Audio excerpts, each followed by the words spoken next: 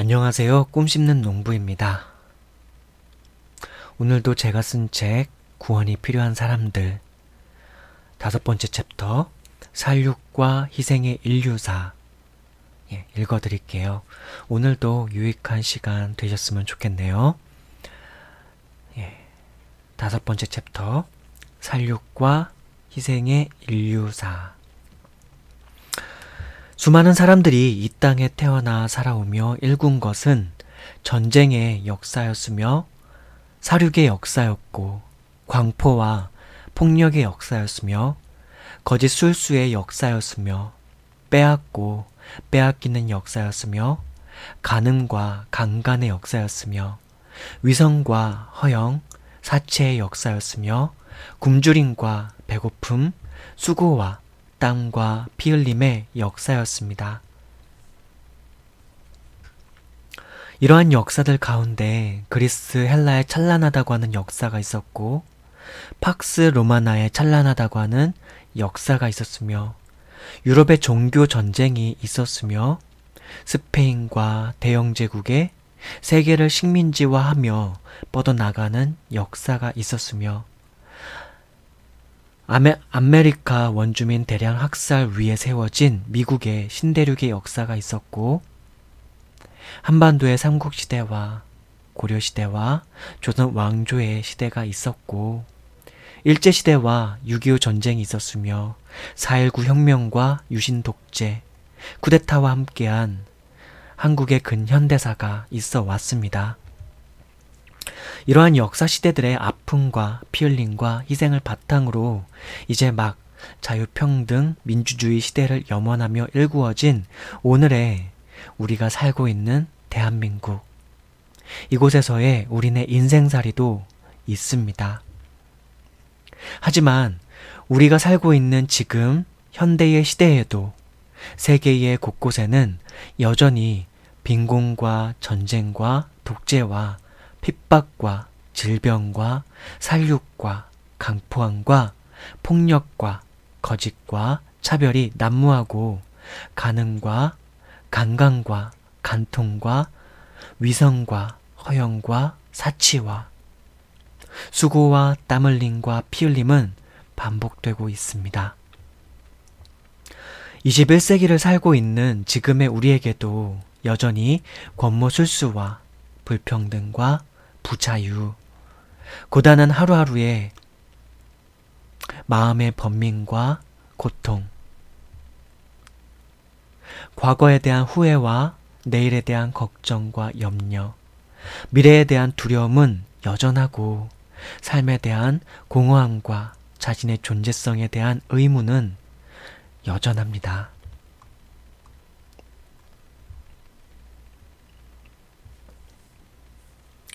네, 오늘 본문 내용은 여기까지인데요. 네, 오늘 본문 주제가 살육과 희생의 인류사입니다. 살육과 희생의 인류사, 이 주제와 관련한 성경 말씀은 어떤 말씀들이 있는지 한번 쭉 살펴보겠습니다. 꽤 많아요. 꽤 많습니다. 로마서 3장 23절 말씀, 모든 사람이 죄를 범하였음에 하나님의 영광에 이르지 못하더니 라고 했습니다. 살육과 희생의 인류사, 모든 사람이 죄를 범하였기 때문에 하나님의 영광에 이르지 못하였기 때문에 우리 인류는, 우리 인간들은 그렇게 살육과 희생의 인류사를 이어져 왔습니다. 그렇게 볼 수 있습니다. 성경은 모든 사람이 죄를 범하였음에 하나님의 영광에 이르지 못하였다고 그렇게 증언하고 있습니다. 자, 구약성경 전도서 7장 20절 말씀에는 어떻게 기록되어 있을까요? 선을 행하고 죄를 범치 아니하는 의인은 세상에 아주 없느니라. 네. 선을 행하고 죄를 범치 아니하는 의인은, 즉 그러니까 죄를 범하지 않는 의인은 세상에 아주 없다고 그렇게 또한 성경은 증언하고 있습니다. 전도서가 기록된 것이 지금으로부터 최소한 3000년 정도 전이었거든요. 3000년 전. 그랬으니까 최소한 3000년 정도, 뭐 더 정확히 가면 2500년 정도 전? 예, 그 정도 전이었기 때문에 그때에도 예, 이 성경을 기록하였던 전도자 솔로몬 왕일 것으로 추정이 되는데요. 그때 당시에도 이렇게 말하고 있습니다. 죄를 범치 아니하는 의인은 세상에 아주 없느니라. 세상에 아주 없느니라. 죄를 범치 않는 의인이 세상에 아주 없기 때문에 사륙과 희생의 인류사는 아마 이어져 왔을 것입니다. 자, 또 다른 성경 구절 볼까요? 전도서 1장 2절에서 4절 말씀. 전도자가 이르되 헛되고 헛되며 헛되고 헛되니 모든 것이 헛되도다. 해 아래에서 수고하는 모든 수고가 사람에게 무엇이 유익한가? 한 세대는 가고 한 세대는 오되 땅은 영원히 있도다.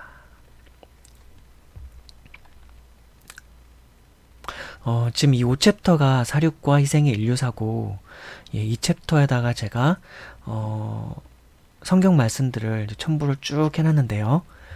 1챕터에서 5챕터까지의 내용을 다 반영하는 성경 구절들이에요. 예. 그래서 지금 방금 읽어드린 이 성경 구절은 불행한 인생들 첫 챕터였죠. 두 번째 챕터 제 주제가 죽기 위해 태어나는 시한부 인생. 세 번째 챕터가 각박한 세상에 적응해가는 인생. 그러나 네 번째 챕터에서는 그럼에도 불구하고 적응할 수 없는 공허하고 우울한 인생. 그렇게 주제가 흘러왔습니다.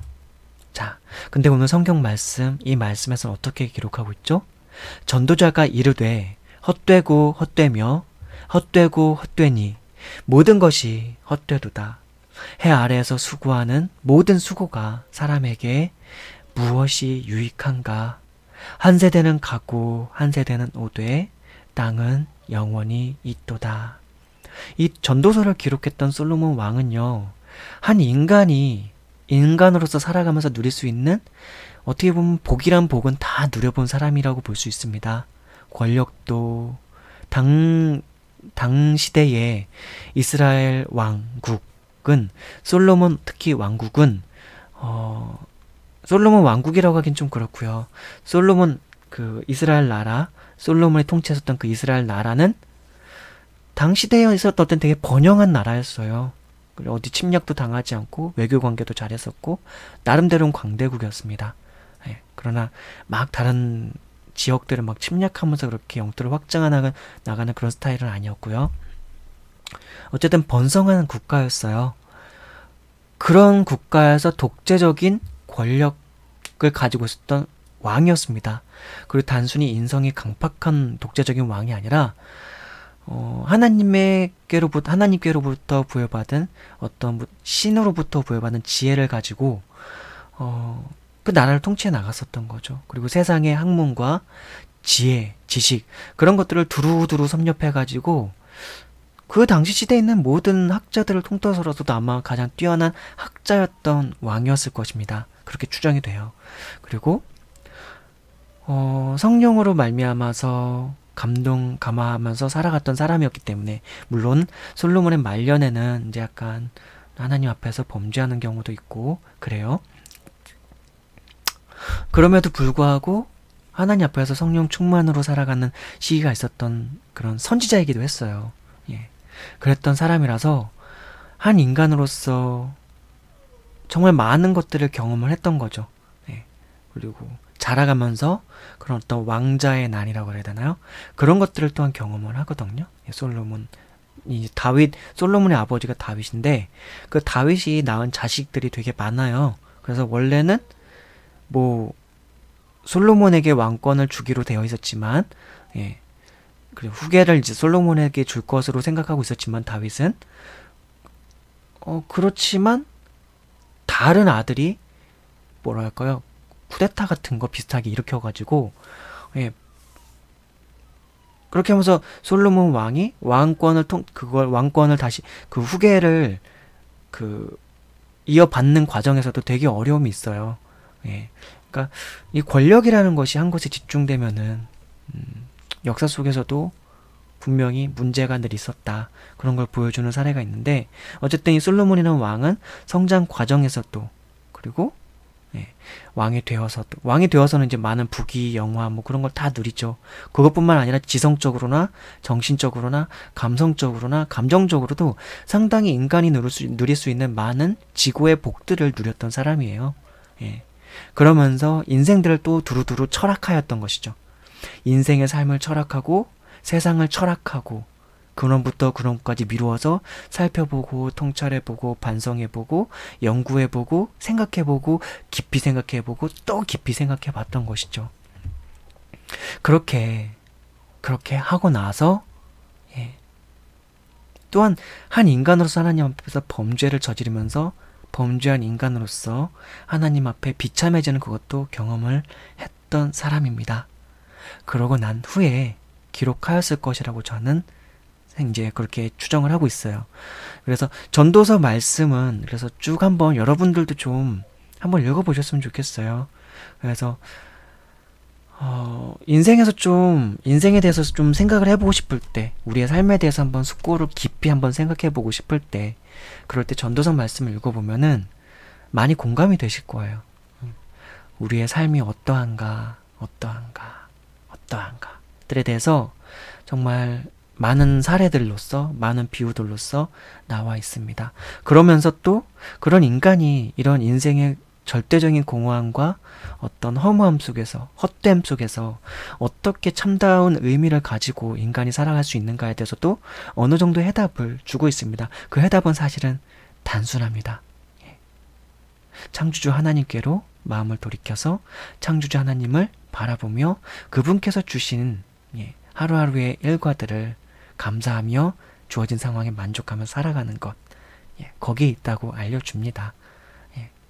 그래서 하나님을 경외하고 하나님을 사랑하며 또한 하나님께서 주신 하루 삼시세끼 잘 먹으면서 웃고 감사하면서 만족하면서 하는 것, 거기에 답이 있다고 그렇게 나와 있습니다. 전도자가 내린 결론은 그거였어요. 그거였습니다. 저는 이제 전도서를 읽기 전에 저 개인적으로 전도서의 이 전도자가 기록하고 있는 이런 내용들을 물론 문학적으로 이렇게 표현할 만큼의 어떤 문학적인 감성은 부족했을지 모르지만 하여튼 느낌에 있어서는 절절하게 좀 인생의 공감도를 많이 느꼈었어요. 제 나이 20살 때요. 그리고 저는 20살 한 5월, 6월, 7월 정도쯤에 한 3개월쯤에 자살 시도도 막 한 3번 정도는 하고 그랬어요. 저희 어머니도 모르셨어요. 그때 당시. 나중에 시간이 몇 년 지난 다음에 나중에 나 그때 그랬어요. 그래가지고 어머니한테 나 그때 그랬었다고 그렇게 하면서 말씀을 드린 적이 있었죠. 아무도 모르겠죠. 혼자서. 그런 적이 있었는데 그렇게 하다가 제가 하나님을 알게 되고 하나님을 어쨌든 영적으로든지 믿음으로든지 만나게 되고 그렇게 된 상태에서 하나님을 사랑하고 그런 다음에 성경을 또한 이제 읽고 사랑하게 되면서 이 전도서를 만나면서 전도서를 읽게 되면서 내가 전도서를 읽기 전에 나에게 경험하고 깨닫게 해주셨던 그 모든 것들을 솔로몬도 같이 고백하고 있네. 진리의 말씀이라고 하는 이 전도서에 이렇게 다 기록되어 있었구나. 맞다. 이제 전도서의 말씀은 제가 경험했던 것들을 더 낱낱하게 많은 것들을 기록해놨죠. 그러니까 여러분들도 한번 꼭 읽어보십시오. 그래서 이번 책이 구원이 필요한 사람들이라고 하는 제목의 책인데 1챕터에서 5챕터까지 오는 동안 불행한 인생들, 죽기 위해 태어나는 시한부 인생, 그리고 각박한 세상에 적응해가는 인생, 적응할 수 없는 공허하고 우울한 인생, 살육과 희생의 인류사, 뭐 이런 주제들과 관련한 내용들에 대해서 이 전도서, 이 말씀에서 많은 부분들을 확인할 수 있을 겁니다. 전도서의 주제는 어떻게 보면은 하나님을 떠난 인류, 인생의 헛됨에 대해서 다루고 있다고 볼 수 있을 것 같습니다. 전도서의 주제, 인생의 헛됨. 그냥 인생이 아니라 하나님을 떠나 죄악을 쫓아 살아가고 있는 인류가 처한 불행한 인생 혹은 헛된 인생. 그게 아마 전도서의 주제이지 않을까 싶어요. 거의 주된 맥락은 그래요. 그래서 전도서 1장부터 12장까지 쭉 읽어 나가다 보면은 그런 부분들을 많이 확인하게 됩니다. 꼭 한 번씩들 읽어보셨으면 좋겠습니다. 자, 이어서 다음 성경 말씀 첨부해 놓은 것도 한번 읽어드릴게요. 전도서 2장. 오늘 지금 이 챕터에서는 제가 전도서 말씀을 상당히 많이 첨부해 드렸습니다. 전도서 12장까지의 내용이 있지만 그 중에서도 좀 더 이 주제와 관련해서 좀 더 핵심적으로 나와 있는 부분들, 그런 부분들을 제가 추려서 첨부해 놨던 거죠.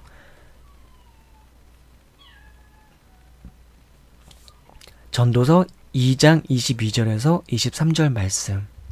사람이 해 아래에서 행하는 모든 수고와 마음에 애쓰는 것이 무슨 소득이 있으랴. 일평생에 근심하며 수고하는 것이 슬픔뿐이라. 그의 마음이 밤에도 쉬지 못하나니 이것도 헛되도다. 전도서 2장 22절에서 23절 말씀입니다. 사람이 해 아래에서 행하는 모든 수고와 마음에 애쓰는 것이 무슨 소득이 있으랴.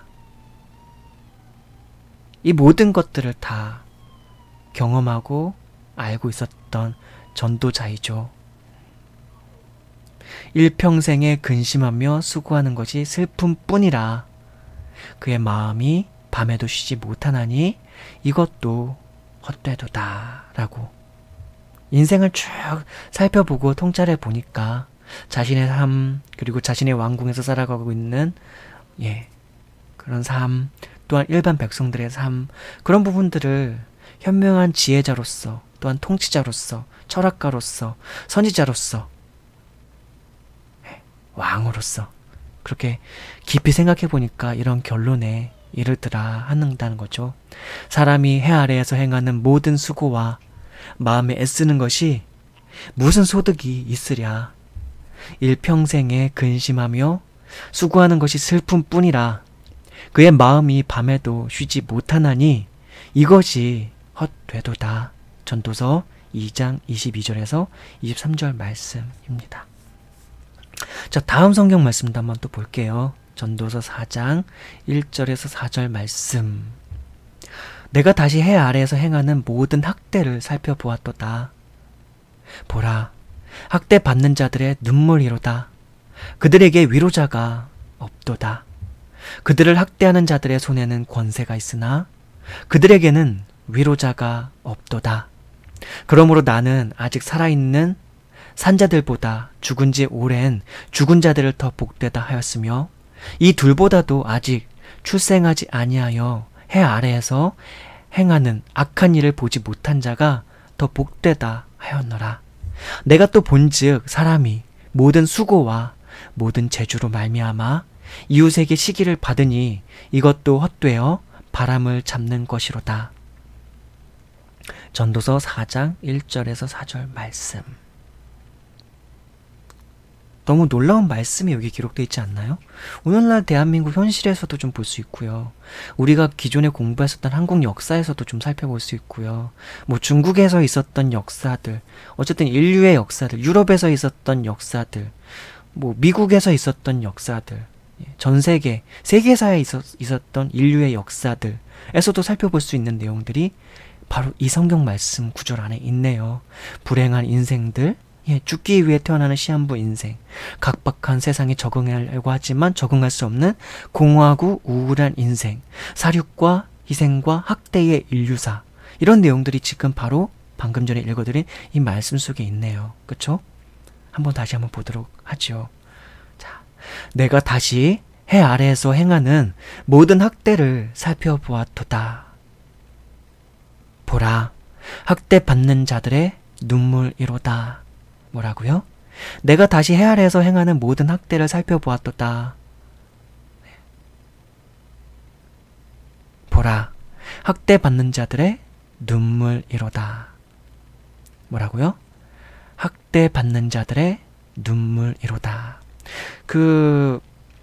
열왕기상을 읽다 보면요, 그 솔로몬 왕이 뭐 솔로몬의 되게 유명한 그 재판 있잖아요.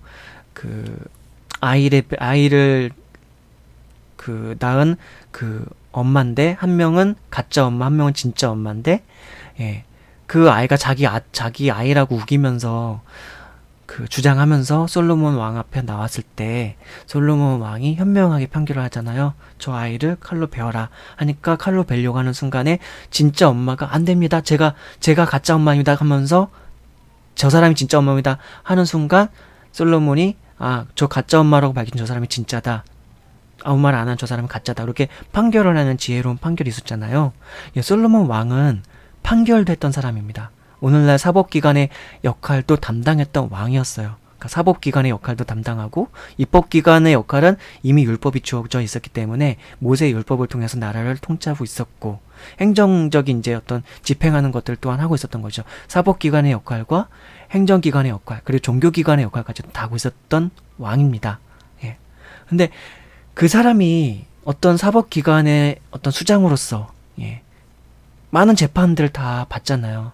그러니까 해 아래에서 행하지는 모든 학대를 받던 거예요. 수많은 재판들을 하면서 판례들을 경험을 다 한 거죠. 적어도 모세가 이집트에서 이집트에서 탈출해서 민족들을 끌고 나왔을 때 당시 200만 민족이었거든요. 이스라엘 민족이. 남자 장정들이 60만 인구였기 때문에 거기다 아내가 있고 자식이 있는 거 합하면은 최소한 3을 곱하면은 거의 180만 가량의 인구가 나오고, 그래서 200만 정도 추정이 되는데 그 정도로 많은 숫자의 인구를 통치했는데, 물론 나중에 그 아래 이제 백부장, 천부장 뭐 해가지고 그 인원수대로 약간 이제 판결을 하거나 할 수 있는 작은 통치자들도 세워요. 그러나 상당히 또 어려운 재판들이나 또 뭔가 피해를 입은 사례들에 대해서는 또한 솔로몬 왕이 직접 그런 걸 판결을 내리거든요. 그러니까 아래 하급 재판장들이 그런 것들을 뭔가 판결하기 애매하고 어렵다 그런 것들은 상급 재판관들로 올라가는 그런 체제가 있었어요. 예. 그렇게 해서 솔로몬 왕이 수많은 판결들을 했는데 그가 판결하면서 많은 사례들을 받겠죠. 그쵸? 그리고 솔로몬 왕은 당시 자기네 나라 백성뿐만 아니라 이방에서도 많은 사람들이 뭔가 자문을 구하러 오는 그런 경우들이 많았어요. 워낙 현명하고 지혜로운 사람으로서 이방 저런 다른 열방의 다른 나라들에서도 소문이 나가지고 막 예물을 들고 와가지고 솔로몬 왕한테 와가지고 자문을 구하고 조언을 듣고 지혜로운 말을 들었던 사람이란 말이죠. 이 사람이 얘기하고 있는 거예요. 그래서 이 사람이 이렇게 얘기하고 있는 거예요. 내가 다시 해 아래에서 행하는 모든 학대를 살펴보았도다. 보라. 학대받는 자들의 눈물이로다. 왕이었지만, 통치자였지만 이걸 다 느낄 수 있었던 거죠. 그들에게 위로자가 없도다. 위로자가 없는 거예요.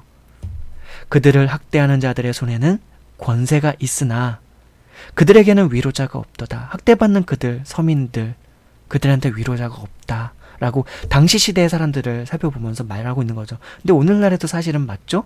그리고 이전에 오늘날은 그나마도 막 86 항쟁, 87 항쟁 그때 이제 개헌이 일어나고 직접 민주제 일어나고 하면서 또 민주제가 시작되면서 이 대한민국에도 1987년도 이후부터는 나름대로는 좀 살만한 사회가 조금씩 만들어져 왔죠. 근데 그 전까지는 뭐 유신에다가 군부 통치에다가 뭐 그런 기기가 있었고, 결정적으로 6.25 사변으로 인해 가지고 상당히 수많은 사람들이 이 남한과 북한의 국민부터, 중국에서 또 같이 북한과 협조해서 들어온 인민들부터, 미국에서 또 대한민국을 남한을 도와서 또 참여한 참전 용사들부터 상당히 많은 숫자가 죽었죠. 예.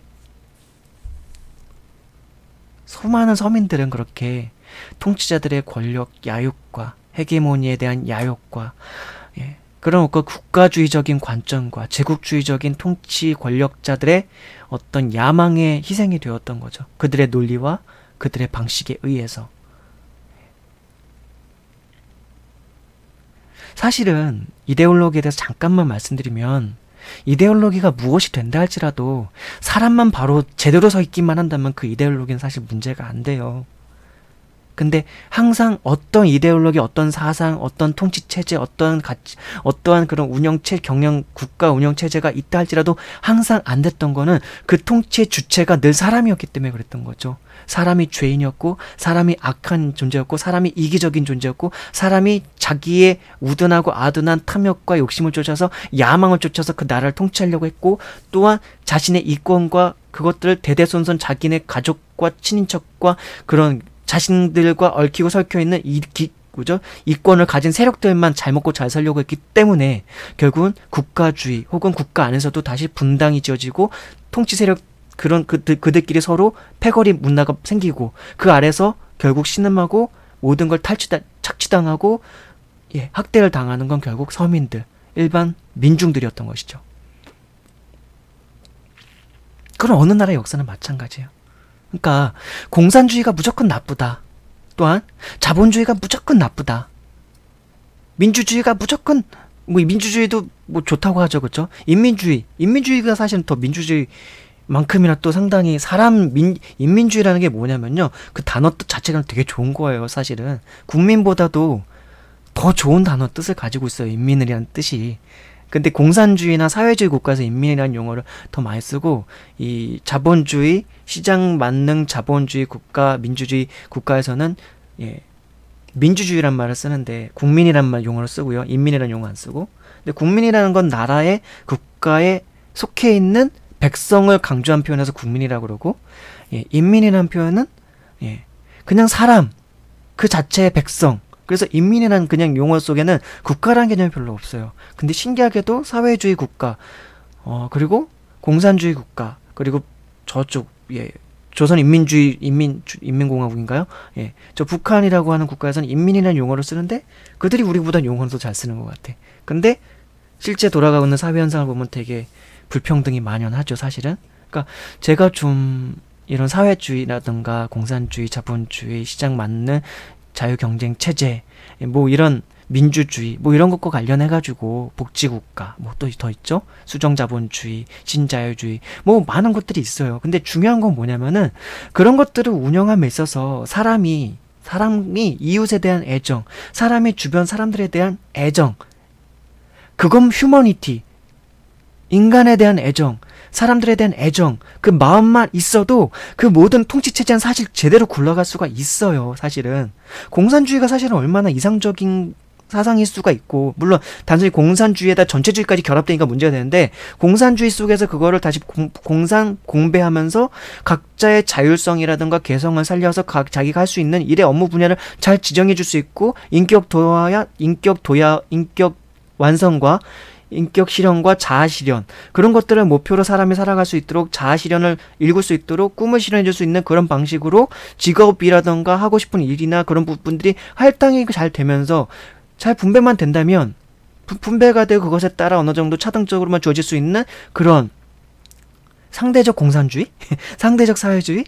혹은 그런 것들이 많이 고려가 된 AI적 사회주의 혹은 AI적 공산주의, 그렇게만 될 수 있다면 그것도 되게 이상적인 것이 될 수 있고요. 특히 지금처럼 모든 것이 자동화되고 있고 AI라던가 모든 인간의 노동력이 거의 필요치 않아가는, 전부 기기가 해줘서 기기가 만들어주고 기기가 모든 걸 대체해줘 나가는 이런 시대가 올 때는 더욱더 사회주의라던가 공산주의라던가 이런 것들이 지혜롭고 현명하게 개발된다면은 인간은 더 많이 기계가 많은 것들을 해주면서 인간은 그 풍요로운 삶을 누릴 수가 있게 되는 것이죠. 그럴 수도 있는 것이고, 자본주의나 시장 경쟁주의나 그런 것들도 인류 그런 빈부의 격차라던가 양극화, 그런 문제들을 해소할 수 있도록 인간이 자신의 욕심을 따라 살아가는 것이 이제 이 자본주의라던가 이 경쟁 만능주의의 어떤 근본적인 원동력이 바로 그거거든요. 인간의 야망, 인간의 욕심, 탐욕을 한껏 성장의 밑거름으로 삼는 게 이게 근본적인 이제 바탕인데, 그럼 그걸 바탕으로 할 거면 거기에 따르는 폐해들이 따르니까 그런 것들을 보완하는 부분들을 제도적으로, 또한 그걸 운영하는 통치자들 혹은 공무원들, 그런 사람들이 제대로만 인애의 마음을 가지고, 사람에 대한 애정과 마음을 가지고, 사랑에 대한 사랑의 마음을 가지고, 동정과 긍휼 여기는 마음 가지고, 자본주의 체제라더라도 그걸 운영하는 사람들, 사법기관, 입법기관, 행정기관들이 잘 해나가면 공무원들까지 포함해가지고 잘 해나간다면 그런 부분들을 인내의 마음을 가지고 자기가 주어진 자리에서 정책들을 잘 입안하고 그걸 실행하고 공명정대하게 집행을 하고 예?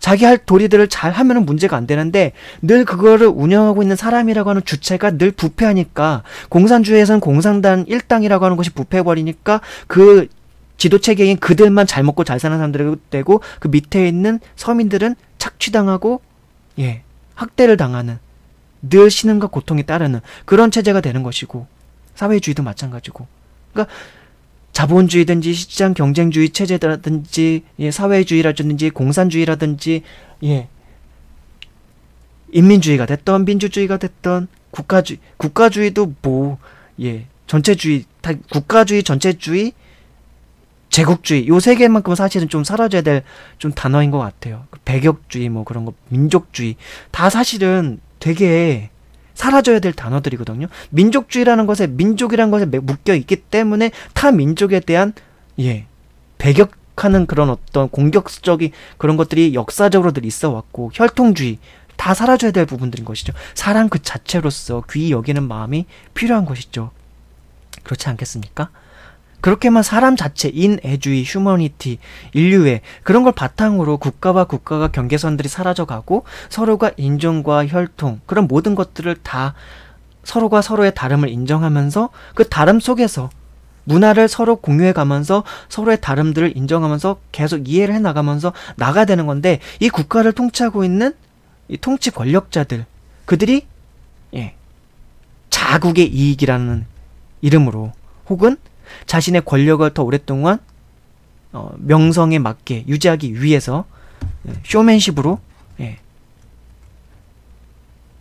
뭔가의 그러니까 국가적인 이득을 위해서 타 국가에게 희생을 강요하는 특히 힘을 가진 예. 국제 질서에선 더 그렇죠.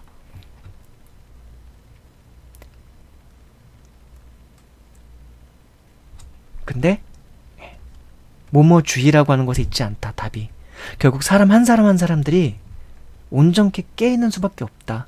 그리고 이런 정신과 이런 마인드를 온 세계 사람들이 같이 계속 설파해 나가야 된다.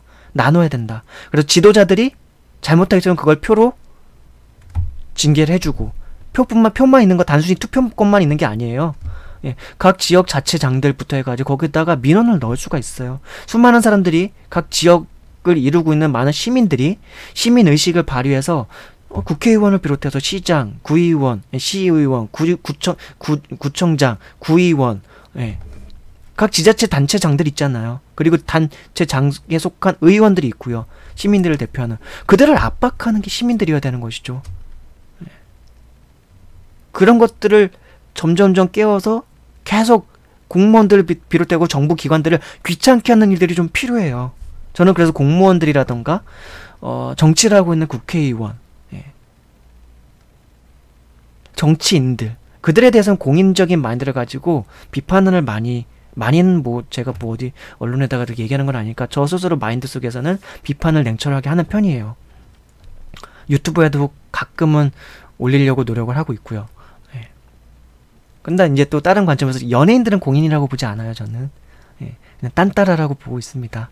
그냥 자기 적성에 맞고 자기가 하고 싶은 일을 따라서 하는데 돈도 벌 수 있고 뭐 그냥 그 정도 수준으로 봐요. 다만 훌륭한 좀 연예인들이 있고 그렇지 않은 연예인들이 있다. 그 정도로 보고 있는데 우리나라의 언론들이 늘 그리고 언론 뒤에 있는 권력자들 기득권을 가진 사람들이 그 연예인들을 참 많이 이용했죠. 그러니까 자신들의 권력의 비리들을 감추기 위해서 언론의 연예인들의 어떤 사생활이라던가 그런 것들을 늘 이슈 메이커로 활용을 해가지고 국가에서 국민들이 관심을 갖지 않았으면 하는 그런 어떤 것들이 있을 때 항상 이슈 메이커를 만들어가지고 국민들의 시선을 그곳으로 돌려버렸죠. 예.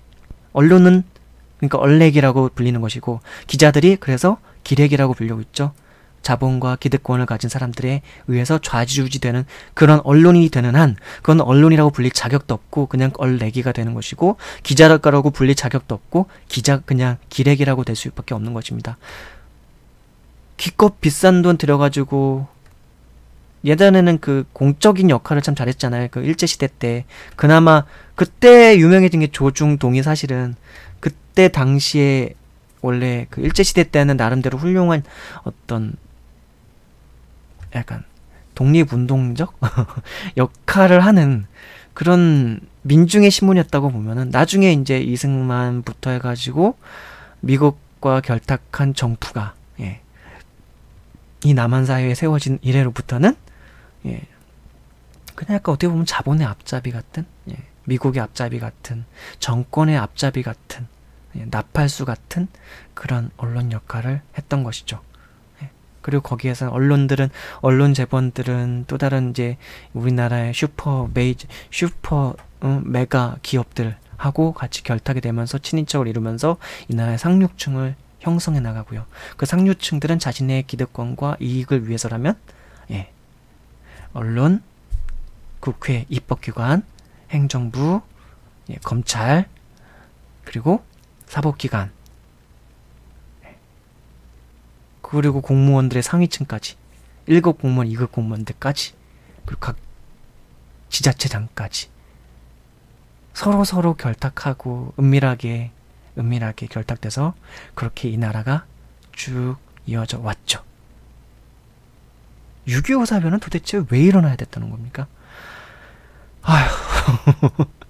이 대한민국의 역사를 생각해보면 한숨이 가득합니다. 왜요? 왜? 도대체 민족이 민족끼리 서로 간에 이데올로기가 안 맞는다고 해가지고 서로 죽고 죽이는 일들을 어떻게 그렇게 자행할 수밖에 없었을까요? 이유는 있습니다. 일제시대의 친일파라고 불리는 자본계층들이 있었죠. 네. 그리고 근본적으로 공산주의라는 것이 사실은 어떤 계급을 일단은 없게 하는 평등의 관점에서 나왔기 때문에 조선시대로부터 이어져 나오는 어떤 양반적인 관점, 종살이의 관점, 예. 예. 그런 관점으로부터 어떻게 보면 노동운동에 좀 가깝기도 하고요. 그런 노예 해방에 가까운 운동이 사실 공산주의랑 좀 비슷한 거라고 저는 보고 있거든요. 이해할 때. 예. 단순히 그냥 막 공동 생산, 공동 분배적인 관점이 아니라 처음에 그 시발점이 됐던 거는 계급주의를 타파하는 거였던 걸로 봐요. 그러니까 그것이 이제 시발점이 되었던 걸로 저는 보고, 이제 거기에서 이제 친일파들이라고 하는 그들이 일본 일제 치하에서, 예,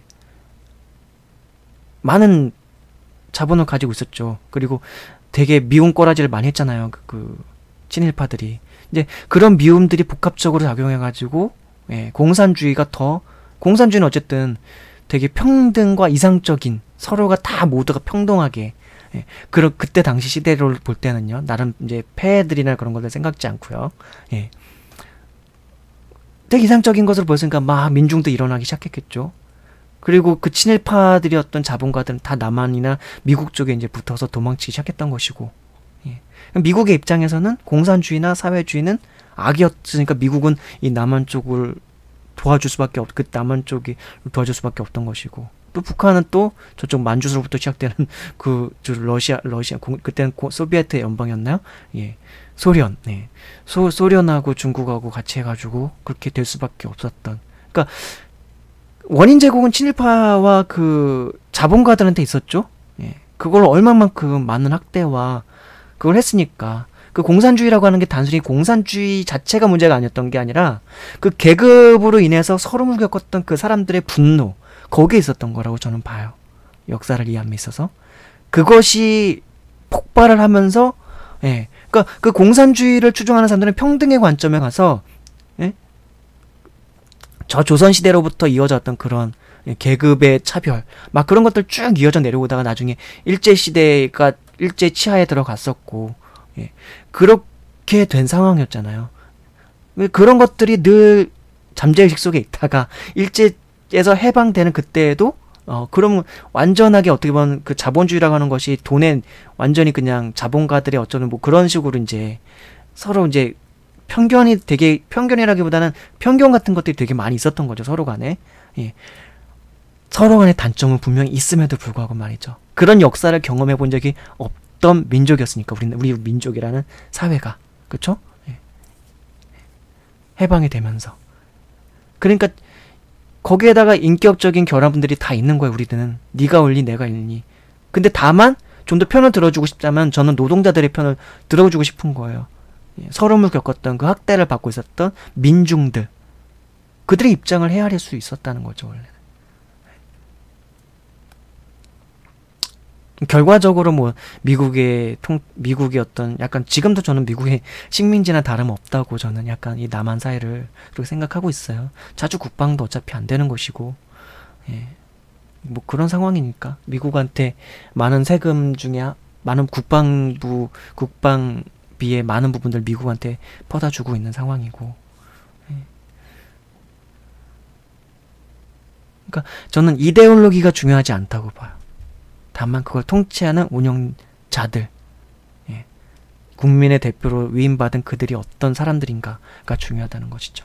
그리고 그들이 문제가 있을 때는 국민들이 또한 일어서서 그들을 다시 또 견제할 수 있을 만한 제도적인 장치를 만들어내는 것. 그게 민주주의의 저는 가장 근본적인 핵심이라고 보고 있습니다. 본래 공산주의 그런 공산주의 사회주의 국가도 본래 그런 방식으로 세워져야 되는 것이고, 근데 공산당이라고 하는 일당이라고 하는 그 견제를 할 수 있는 다른 당이 없으니까 문제가 되는 것이겠죠.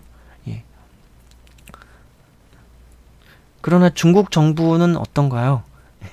뭐 이런 정치 평하는 시간이 아니니까 더 그쪽으로 들어가기는 힘들 것 같아요. 중국의 정치 상황, 뭐 경제 상황, 뭐 그런 상황들. 경제적으로는 발전하고 있는 것 같지만 정치적으로도 과연 발전하고 있는가?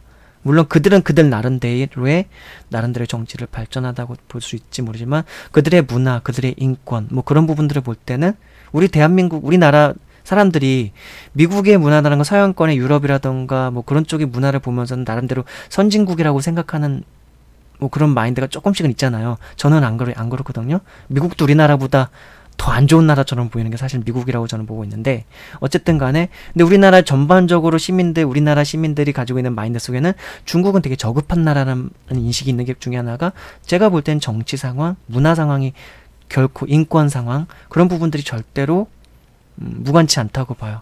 뿐만 아니라 그건 말고 다른 게 또 더 있죠. 스팸 전화부터 해가지고 막 그거 있잖아요. 스팸 전화 와가지고 막 사기치는 그런 거. 그런 것들부터 해가지고 뭐 물건 상품이라든가 제품 같은 거에 있어서도 좀 되게 사기 같은 것들이 좀 만연해 있다. 중국산이라는 그 이미지. 근데 저는 별로 제가 시장에서 예전에 알바도 많이 하면서 느낀 건데, 국산이라고 팔고 있는 많은 제품들 다 중국산이라는 걸 알게 되면서부터 차라리 국산이라고 알고 비싸게 중국산을 사 먹느니 차라리 그냥 대놓고 중국산이라고 파는 것들을 잘 살펴보고 내가 눈으로 잘 확인해서 잘 사자는 그런 관점에서 그냥 사 먹고 있습니다. 미국산 소도 마찬가지예요. 그냥 먹고 있어요. 국내산을 사 먹는 게 아니라 그냥 미국산 소 먹고 있어요. 물론 예전에 이제 그 광우병 그 운동과 우리 촛불 운동과 관련해서 그 이후부터 이제 미국산 소에 대한 규제가 많이 좀 강화됐기 때문에 좀 더 이제 안전한 미국산 소가 들어올 거라고 믿는 신뢰가 있기 때문에 그냥 먹는 거긴 한데, 뭐 서민들이 뭐 그렇죠, 그렇죠? 뭐 그래요. 근데 지금 뭘 말하려는 핵심이었냐면은 사상이나 이데올로기가 중요하지 않다. 그거는 부차적인 것이다. 근데 그거를 운영하는 주체인 그 사람이, 그 인간만 제대로 된 사람들이라면 사실 문제될 게 없다 라는 게 제 관점이라는 걸 말씀드리면서 쭉 말씀을 드려봤어요. 그것이 또한 저는 제가 볼 때 성경이 말해주고 있는 바이기도 하고요. 성경에서 진짜로 죄악하다고 보는 관점이 뭔 줄 아십니까? 사실 자본주의예요. 캐피탈리즘. 신약 성경에 보면 이제 그런 말이 나와요. 일만하게 뿌리가 돈이라 라는 말이 나와요. 그러니까 돈 자체가 그런 마력을 가지고 있다는 것이죠. 근데 캐피탈리즘이 뭐예요? 돈 중심의 사회예요. 자본이 중심이 된 사회예요. 자본을 가지고 있는 사람들이 주도해서 끌고 가는 사회예요. 이제 그런 많은 폐해들을 경험했기 때문에 이제 그런 부분들에 대한 우린 교육을 받았고, 또한 뭐 많은 서적들을 통해 가지고 이해를 하고 있죠. 그러나 그렇죠. 그러니까 성경에서는 캐피탈리즘 죄악하다고 보고 있고요. 그렇다고 해서 공산주의는 또 많으냐? 또 그건 아니에요. 다만 성경에서 한 이제 모델링처럼 나온, 모델링이라기보다는 초기 교회를 이루는 과정 속에서 많은 사람들이 자기가 있는 재물을 같이 공유를 했어요. 그래서 서로 좀 불우한 이웃들에게 나눠주고, 자기가 직접 나누는 건 아니었고, 사도라고 하는 그들의 이제 리더십을 가진 사람들한테 그 자신들의 재물이라던가 자신들의 재산을 다 바치면 그 리더십을 가진 사람들이 다시 그걸 또 분배를 해주는 그런 관점. 공산주의라던가 사회주의가 사실은 성경에서 비롯했었습니다. 모르셨죠? 칼 마르크스 자체가, 그 사람이 아버지가 목사님이었어요. 그래서 목사님 집안의 사람이었어요. 그래서 성경적인 마인드로 제가 볼 때는 그 아이디어 자체가 성경으로부터 비롯됐다, 나름대로는 보고 있습니다. 그렇다고 해서 사회주의나 공산주의가 성경적이냐, 또 그렇게만 볼 수는 있는 건 아니에요. 그러니까 많은 지혜가 필요해요. 인간이 앞으로 사회가 이제 기술 과학과 발전을 해 나가면서 그 각 시기마다 생산과 소비의 주체가 되는 인간이 얼마만큼 생산과 소비를 하면서 사회와 문화를 이루어가면서 더불어 함께 살 수 있는가의 관점에서 정치화라든가 사회라든가 경제라든가 뭐 복지라든가 그런 것들이 제도화 되어야 되는 것인데, 각 시기마다 그러니까 적용해야 될 것들이 많이 다른 것이 있는 것이 있죠. 그러나 그 관점 중에서도 가장 중요시해야 될 것은 결국 인권인 것이죠. 사람이 인간으로 태어나서 인간으로서 누릴 수 있는 최소한의 권리들은 보장하면서 그런 것들이 진행되어야 되는 것이죠. 그렇지 못했기 때문에 박정희 정권이라든가 전두환 정권이 그토록 욕먹고 또 욕먹는 것이죠. 그렇지 못했기 때문에. 그러니까 뭐 정치 사회적인 뭐 얘기는 요 정도까지만 할게요. 말씀드린 맥락은 다 이해하셨죠? 예. 사상이나 이데올로기보다 더 중요한 것이 사람이다. 그럼 그 각개인들한테 다 맡길 수는 없는데, 그럼 제도화하는 것이 또한 중요하다. 그 제도화를 하되 끊임없이 동시에 사람은 부패하는 존재이기 때문에, 제가 보는 관점에서는 그 부패한 인간은 너무나 부패하고 악하고 죄악하기 때문에 어떤 통치 체제가 있어도 어떠한 이상적인 이데올로기적인 관점을 이데올로기가 반영된, 그게 뭐 공산주의, 사회주의, 민주주의, 자본주의, 시장 경제 체제, 그리고 복지국가 체제, 자유주의, 수정 복지주의, 뭐 그런 여러 가지 것들이 다 있다 할지언정, 그것을 운영하는 사람들이 항상 부패하기 때문에 그들을 견제할 수 있는 제도적인 장치들을 늘 마련하고 서로가 서로를 감시를 하되, 제일 좋은 거는 인간애가 바탕으로 된 상황이라면 문제가 될 거 없다. 인간애를 바탕으로 공직을 수행하는 사람이라면 그런 감시가 있어도 성실하게 그 인간애를 가지고 하면 되죠. 감시가 두려운 사람들은 어떤 사람들이죠? 부패를 자행하는 사람들, 뇌물 받아먹으려고 하는 사람들, 뇌물을 주고 뭔가 부당한 이익을, 경제적인 이득을 취하려고 하는 기업가들, 그들이 문제가 있는 것이죠. 그렇죠?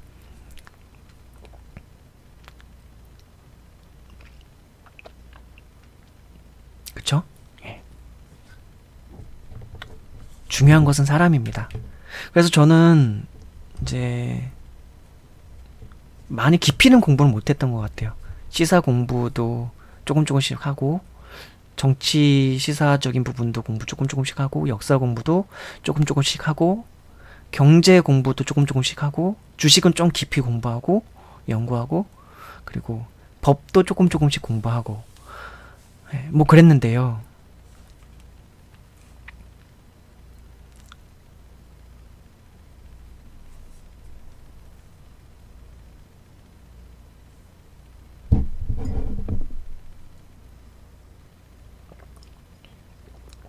그렇게 조금씩 공부를 다 하고서 두루두루 좀 지혜롭게 사고 판단을 할 수 있도록 노력하려고 했어요. 그리고 어떻게 하면 사람들이 살아가는 데 있어서, 그럼 어떠한 제도, 어떠한 이데올로기, 어떠한 가치가, 그런 것들이 있으면 이 사회나 우리가 사는 세상, 이 세계가 아름다운 세상, 사람들이 살아갈 만한 세상이 될 수 있는가에 대한 답을 좀 제시해줄 수 있는, 뭐 사상가까지는 아니더라도 그런 답을 스스로는 좀 내리고 싶었어요. 제가 스스로 내린다고 해서 모든 사람들이 그걸 같이 공유할 수 있는 것은 아니지만, 저 스스로 안에서는 어떻게 좀 참다운 세상이 될 수 있는 것에 대한 지식이나 지혜가 있었으면 좋겠다. 그걸 다른 말로 하면 이데올로기가 될 수도 있는 것이고, 그걸 다른 말로 하면 사상이 될 수도 있는 것이겠죠. 누가 가르쳐주는 사상이 아니라 내가 바르게 지금 이 시대 이 상황에서 우리가 살고 있는 이 세계 속에서 필요한 사상은 어떤 것인가를 저는 생각을 해봤는데, 궁극적으로는 그렇게 통합적으로 뭔가 결론을 내릴 수 있는 사상은 없다가 제 결론이에요. 예. 그렇지만 그런 이론의 체계는 세울 수 있겠죠.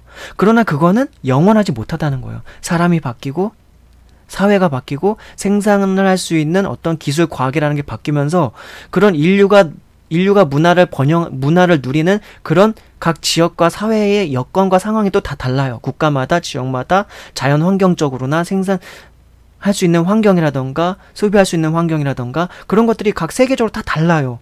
예. 다 다르거든요. 그럼 난 이걸 어떻게 해야 될까를 가지고 고민을 많이 했어요. 결국은 그런 걸 생각하는 것 자체가 목회자나 혹은 신학자들이 좀 생각하게 결국 그쪽으로 가게 돼요. 왜냐면은 내가 목양을 하는 사람들에게 가르치다 보면 그들의 삶은 늘 세상과 연결돼 있거든요. 사회와 연결이 돼 있고, 속세와 연결돼 있고, 기업과 연결돼 있고, 정치와 연결돼 있고, 나라와 연결돼 있어요. 그럼 그들에게 바른 시민 의식을 우리가 갖도록 하기 위해서는, 갖는 것에 있어서 내가 조언이라도 할 수 있다면, 그러니까 뭔가 가르치고 막 강요하고 그런 관점이 아니라 그들이 저한테 이제 목회자라고 하는 것 혹은 성경 교사라고 하는 것은 그들이 뭔가 의문이 있고 뭔가 궁금한 부분은 좀 그래도 지혜롭게 현명하게 답변해 줄 수 있는 사람들이라던가 상담자가 저는 그런 관점에서 저는 성경 교사라고 보고 있는데 그렇게 보고 있는데요, 저를. 그러려고 하다 보니까 제가 그런 부분을 많이 생각을 했고 그러니까 어떻게 하면 답을 줄 수 있을까? 또한 나는 어떻게 답을 내릴 수 있을까 생각을 했는데 결국은 그 답이 복음이었어요, 복음. 되게 웃기죠? 결론이 어떻게 복음으로 갑니까? 예. 그러니까 국가가 못하는 거 복음이 할 수 있다. 아니 그럼 교회가 그럼 할 수 있다는 겁니까? 아니 저는 그렇게 말씀드리는 건 아니에요. 그러니까 저는 제도권 교회를 사실은 저는 어떻게 보면 지금은 거의 결론을 내렸어요. 제도권 교회는 교회의 기능을 거의 담당하지 못한다라고요. 그러니까 제도권 교회라고 하는 게 뭐냐면 국가에 예속되어서 예. 국가의 어떤 사단 법인 하에서 예속되어서 예. 단체를 이루는 제도권 하에 사단 법인 혹은 예, 그런 식으로 존재하는 예, 뭐 장로회, 감리회, 선교교, 순복음, 침례교, 뭐 우리나라의 5대 종파의 교회들이 있는데 예, 그런 교회들이 담당하지 못한다고 보고 있어요. 그러니까 교회가 국가가 하지 못하는 일을 담당한다 그런 얘기의 관점에서 얘기하는 게 아니라 복음이 그리스도 예수님께서 가르쳐 주신 그 복음이 그것이 예, 아름다운 세상을 만들어갈 수 있다고 저는 봅니다. 그렇게 보고 있어요.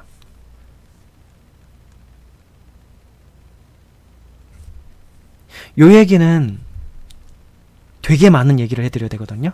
그건 아마 언젠가 해드릴 수 있을 것 같아요. 다른 주제를 가지고 복음이 결국은 아름다운 세상을 만들어 갈 것이다라고 저는 하나님께로부터 그렇게 좀 답을 얻었어요. 제가 기도를 하고 말씀을 묵상하면서 결국은 복음이구나. 그걸 30살 즈음에 예, 답을 이제 큐티의 말씀 묵상하면서 결국 복음이구나. 복음만이 답이구나. 물론 민주주의 국가, 사회주의 국가 다 필요하죠. 예. 다만 공산주의라든가 제가 아까 배격해야 된다는 그거 그 자체가 없어져야 된다는 게 있었죠. 국가주의, 전체주의, 예, 그리고 제국주의 뭐 그런 것들, 민족주의. 그런 곳에선 잘못하면은 우리 기독교인들의 예수님을 믿을 수 있는 사상의 자유조차도 사라질 가능성이 잘못하면 있어요. 전체주의라는 것 속에서는요, 사상의 자유라는 것이 존재하기가 힘들어요. 사상의 자유 자체도 말살당할 수도 있습니다. 사상의 자유, 종교의 자유 자체도요. 생각마저도 지배를 해버리려고 한다 보니까 그래 버리니까 그것만큼은 우리가 안 되는 그렇게 양보할 수 없는 부분이죠. 우리 예수님, 우리 하나님께 대한 믿음과 사랑. 예수님께서 가르쳐 주신 그 가르침이 세상을 변화시킬 수 있다. 이데올로기보다 오히려 예수님의 가르쳐 주신 그 가르침의 그것들이 오히려 세상을 변화시킬 수 있다. 그런 마인드와 예수님의 복음, 예수님의 가르침, 그 복음의 말씀을 따르고자 하는 그런 마음가짐과 사상과 생각을 가진 사람들이 세상의 다수가 되고 그런 청결한 마음과 생각을 가지고 속 사람으로부터 선한 양심을 가지고 살아가는 그 사람들이 공직에 있고 예. 이 나라들을 운영해 나가고 아울러서 소박하게 그냥 살아가기만 해도 이웃을 사랑하며 그 주어진 상황에서 투표권 하나를 행사하더라도 그런 관점에서 선한 정치인들을 분별해서 하려고 하고 그렇게 한다면 세상은 바뀌겠죠. 주위에 소외된 사람들에게 나눔을 하고 국가의 통치자도 그런 관점에서 그 국가에 소외된 사람들을 생각하고 서민들을 생각하고 그런 관점에서 정책들을 입안하고 그런 사람들이 기업 안에서 일을 해나간다면 작은 것에도 충성하고 작은 것에도 내게 주어진 작은 거 하나하나에서도 최선을 다하는 그런 사람들. 제가 보는 그리스도인들은 그런 사람들이에요. 자기가 해야 될 것에 대한 책무를 다하고 의무를 다하고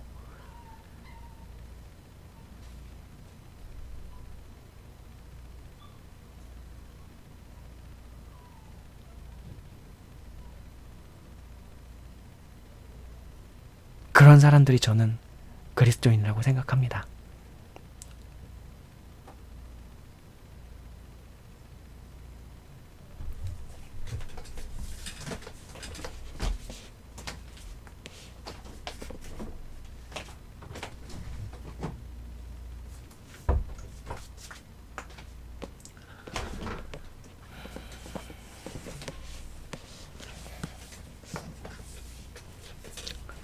오늘날의 우리 그리스도인들, 대한민국의 기독교인들은 많이 욕을 먹고 있죠? 그 욕먹는 이유 중에 대부분이 뭔가요? 우리가 예수님을 믿고 있기 때문에 욕먹는 건가요? 아닐걸요? 우리가 하나님을 믿기 때문에 욕먹는 건가요? 아닐걸요? 거의 대부분은 크리스찬이라고 자신을 소개하고 있는 그들이 윤리적으로, 도덕적으로, 또한 사회 보편적인 상식적으로 볼 때 위배되는 그 무언가를 늘 저지르고 있으니까 그것 때문에 욕먹고 있는 거죠. 그리스도인이 항상 세상의 기준대로 살아갈 수는 없어요. 그렇죠? 그렇지만 그것이 선한 그리스도인 예수님의 가르침에 비춰봤을 때도 선한 것인가? 그 선한 것인 것들을 행하다가 부딪히는 세상과의 부딪힘에서는 소신을 지켜야 되겠죠. 신념을 지켜야 되겠죠. 그렇지만 그것이 아닌 대부분의 것에 있어서 세상 사람들보다도 더 못하게, 부도덕하게, 비윤리적으로 또한 법률을 어기면서 편법을 동원해서 그렇게 살아가고 있는 정치, 사회, 지도층 중에 기독교인들이 많기 때문에 개독교인이라고 욕먹고 있는 거죠. 그렇죠?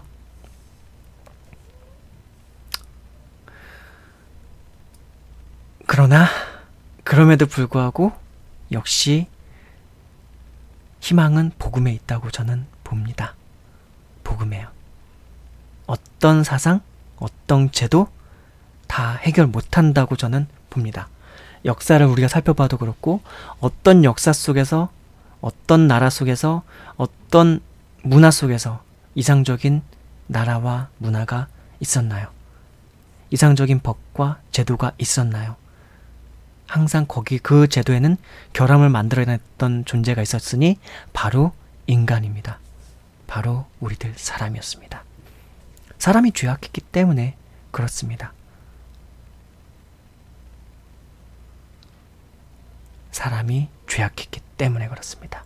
바로 다음 챕터의 주제가 바로 이겁니다. 사람 그 자신이 원인. 사람 그 자신이 원인. 6챕터 제목이 그거예요. 사람 그 자신이 원인.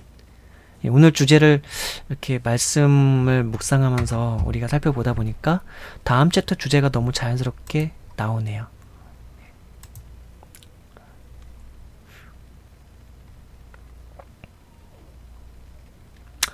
사람 그 자체가 늘 원인이었다.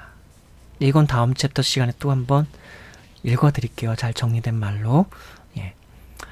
성경 말씀 아까 읽어드렸던 거 다시 읽어드리고 다음 성경 구절로 가도록 하겠습니다. 내가 다시 해 아래에서 행하는 모든 학대를 살펴보았도다. 보라, 학대받는 자들의 눈물이로다. 그들에게 위로자가 없도다. 좀 와닿으시나요? 그들을 학대하는 자들의 손에는 권세가 있으나 그들에게는 위로자가 없도다. 오늘날 우리나라의 많은 서민과 국민들이 당장 이번 여름만 해도 에어컨 때문에 많이 고통스러워 하잖아요. 에어컨을 마음껏 틀지도 못하는데 탁상 행정하고 있고 막 그런 걸로 인해서요. 네. 그러므로 나는 아직 살아있는 산자들보다 죽은 지 오랜 죽은 자들을 더 복되다 하였으며 이 둘보다도 아직 출생하지 아니하여 해 아래에서 행하는 악한 일을 보지 못한 자가 더 복되다 하였노라. 내가 또 본즉 사람이 모든 수고와 모든 재주로 말미암아 이웃에게 시기를 받으니 이것도 헛되어 바람을 잡는 것이로다. 예. 자, 다음 성경 구절 또 한번 가도록 하겠습니다. 전도서 5장 13절에서 17절 말씀. 내가 해 아래에서 큰 패단되는 일이 있는 것을 보았나니 곧 소유주가 재물을 자기에게 해가 되도록 소유하는 것이라. 그 재물이 재난을 당할 때 없어지나니 비록 아들은 낳았으나 그 손에 아무것도 없느니라. 그가 모태에서 벌거벗고 나왔은즉 그가 나온 대로 돌아가고 수고하여 얻은 것을 아무것도 자기 손에 가지고 가지 못하리니 이것도 큰 불행이라. 어떻게 왔는지 그대로 가리니 바람을 잡는 수고가 그에게 무엇이 유익하랴. 일평생을 어두운 데서 먹으며 많은 근심과 질병과 분노가 그에게 있느니라. 이번엔 또 재물과 관련해서 노동과 관련한 성경 말씀 구절이네요. 전도서 5장 13절에서 17절 말씀. 내가 해 아래에서 큰 패단되는 일이 있는 것을 보았나니 곧 소유주가 재물을 자기에게 해가 되도록 소유하는 것이라. 소유주가 재물을 자기에게 해가 되도록 소유하는 것이라. 그 재물이 재난을 당할 때에 없어지나니 비록 아들은 낳았으나 그 손에 아무것도 없느니라. 그가 모태에서 벌거벗고 나왔은즉 그가 나온 대로 돌아가고 수고하여 얻은 것을 아무것도 자기 손에 가지고 가지 못하나니 이것도 큰 불행이라. 어떻게 왔든지 그대로 가리니 바람을 잡는 수고가 그에게 무엇이 유익하랴. 일평생을 어두운 데에서 먹으며 많은 근심과 질병과 분노가 그에게 있느니라. 전도서 5장 13절에서 17절 말씀입니다. 빈손으로 왔다 빈손으로 가는 인생.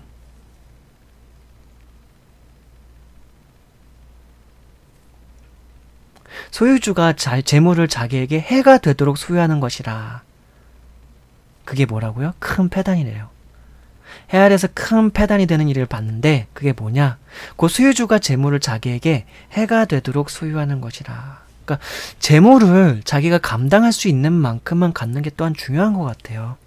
많은 사람이 오히려 재물이 많으면, 돈이 많으면 행복할 거라고 보는데 그걸 감당할 그릇이 안 되는 사람은 그 재물을 가지고 있고 돈을 가지고 있는 게 오히려 그 영혼, 그 마음, 그 인격, 그 삶에 오히려 해가 되는 경우가 되게 많은 것 같아요. 뭐 예를 들자면 로또 당첨되는 걸 우리는 사례를 이제 언론을 통해서 이제 종종 보게 되는데 뭐 많은 사례들 있잖아요. 그 로또 당첨된 사람 중에서 정말 행복하게 정말 살아가고 있다고 추정되는 사람들이 10명 중에 1명이 될까 말까 한다잖아요. 거의 90%의 확률로 다 불행해졌다. 그러니까 그걸 감당할 수 없는 사람에게 그 돈이 가 있으니까 그렇게 됐다 하는 거죠. 근데 그 한 명 살아가는 사람은 어떤 사람이었는지 살펴보니까 평소 그냥 자기가 살아가던 삶을 그대로 좀 나름대로 일관성 있게 이어가려고 했던 사람, 그런 사람이었대요. 막 돈을 흥청망청 쓰고 막 이것저것 사고 막 그런 사람이 아니라 평소 자기가 하던 일들 꾸준히 계속하고 본래 자기가 좋아하던 것 하고 그러면서 살아가는 사람들. 오히려 그런 사람들이 더 이제 10명 중에 1명꼴 정도 됐던 확률로 사람 어떻게 살아가고 있는지 봤더니만 그렇대요.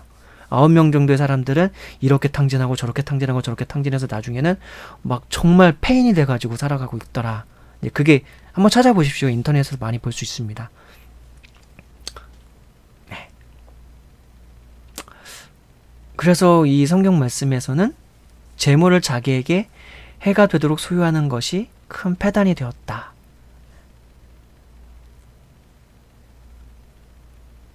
그리고 결국은 사실 빈손으로 왔는데 돌아갈 때 아무것도 가지고 가지 못한다. 그걸 말씀을 해주고 있는 거죠. 네.